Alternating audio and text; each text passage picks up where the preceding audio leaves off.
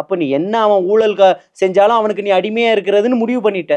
அவங்க மக்கள் முடிவு பண்ணிட்டாங்க. கட்சிக்காரங்க முடிவு பண்ணிட்டீங்க. கட்சிக்காரங்க ஊழலுக்கு எதிரான கட்சி தானே, போதைக்கு எதிரான கட்சி தானே, மகளிரை பாதுகாக்கக்கூடிய கட்சி தானே விடுதலை சிறுத்தைகள். வாங்க வெளில வாங்க.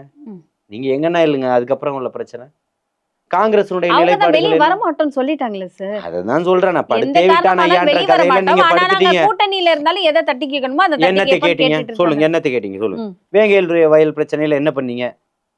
விசிக கேட்டாங்களே சார், நிறைய விஷயங்கள் கேட்டாங்க. என்ன கேட்டாங்க? முன்னாடி வந்து நின்னாங்க, அங்க போய் கூட போராடுனாங்க. என்ன கேட்டாங்கன்னா என்ன கேட்டாங்க? 10 சீட்டுக்கு இல்லாம நாங்க இருக்க மாட்டோம். 10 சீட்டை வாங்கி நீங்க என்ன பண்ண போறீங்க? 10 சீட்டு கேட்டா கொடுத்துருவாங்க. யாருக்கு கொடுத்துருவாங்க? மக்களுக்கு எந்த பிரயோஜனம்? ஒத்த சீட்டை வச்சுக்கிட்டு வேல்முருகன் கேட்டார்ல, போன சட்டமன்றத்துல ஒரே ஒரு தொகுதிக்கு ஒரே ஒரு 2 சீட்டு வாங்கி 1 சீட்டை ஜெயிச்சார்ல அன்சாரி, அந்த மக்களுக்காக பேசினார்ல, அந்த மாதிரி இந்த இவங்களை பேச சொல்லுங்க. 2 சீட்டு வச்சிருக்கிறாருல அண்ணன் ஜவாஹர்லா, போதைக்கு எதிரான கட்சி தானே. இன்னைக்கு நீங்க தானே சாராயத்தை வித்துக்கிட்டு இருக்கக்கூடிய கட்சியில கூட்டணியில இருக்கீங்க. இப்ப கேளுங்க, ரோசம் வேணும். இல்ல ஏன் கேட்காம இருக்காங்கன்னு நினைக்கிறீங்க? யாரு கொள்கையை வித்தா வேற எப்படி கேட்க முடியும்? கொள்கையோட நில்லுங்க, கேட்க முடியும். என்னவா இருந்தாலும் தப்பு சரின்னு தெரியும்ல சார். இது தப்பு இது சரின்னு தெரிஞ்சா அது தப்புனா கேட்க வேண்டியதானே. யாரா இருந்தாலும் கேட்கலாம். முடிச்சிருக்கீங்களா? டாக்டரேட் ஆச்சு. நீங்க ஒரு வாத்தியாரும் கூட. உங்க பயிலகத்துல பயின்ற மாணவன் தான் நான் கேட்கிறேன், பதில் சொல்லுங்க. சொல்லணுமா இல்லையா? கண்டிப்பா. அப்ப எதுக்கு இன்னைக்கு அங்க நிக்கிறீங்க? உங்களுடைய கொள்கை கோட்பாடு என்ன?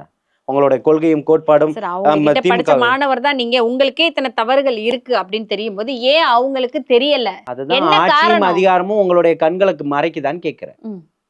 இந்த சமுதாயத்துக்காக என்ன சொல்லி கட்சி ஆரம்பிச்சிங்க? திமுகவை எதிர்த்து தானே கட்சி ஆரம்பிச்சிங்க. அப்ப வெளியில வந்திருக்கணுமா இல்லையா? முதல்ல திமுக சின்னத்திலே நீங்க நின்றுக்க கூடாது.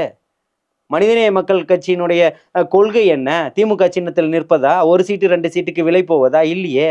ஆனா அண்ணன் போயிட்டீங்களே. அப்போ வலியும் வேதனையும் இருக்க தானே செய்யும். கண்டிப்பா. சோ அப்ப நீங்க சொல்றத பார்த்தா 2026ல திமுக வர்றதுக்கு வாய்ப்பே இல்ல. எது எப்படி வரும் அதை சொல்லுங்க. ஒரு நந்தனத்துல ஒரு கல்லூரியில ஒரு கேண்டீன் நடத்திட்டு இருக்கிறீங்க, பெண்களுக்கு தொடர்ச்சியா பாதுகாப்புன்னு சொல்லிக்கிட்டு இருக்கிறீங்க. ஆனா அங்க என்ன சம்பவம் நடந்தது? அந்த ஒரு சின்ன வயசுக்கார ஒரு தங்கச்சி. இல்ல அதுக்கும் காரணம் திமுக தானா? இல்ல நான் என்ன பாதுகாப்பு இங்க ஏன் தண்டனைகள் ஏன் உறுதி செய்யப்பட முடியல? ஒருத்தனை நடு ரோட்ல ஓட விட்டு அடிச்சு கொன்னீங்கன்னா இத்தனை இது வருமா? கண்டிப்பா.